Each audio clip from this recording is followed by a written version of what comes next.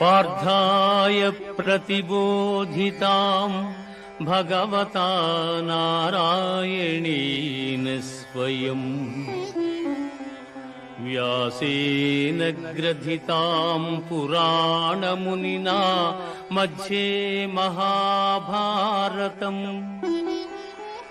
అద్వైతామృతవర్షిణీం భగవతీం అష్టాదశాధ్యాయినీం అంబా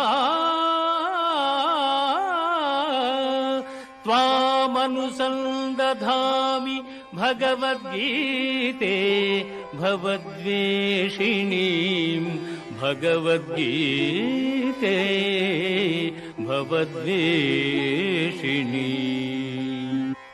భగవద్గీత మహాభారతము యొక్క సమగ్ర సారాంశము.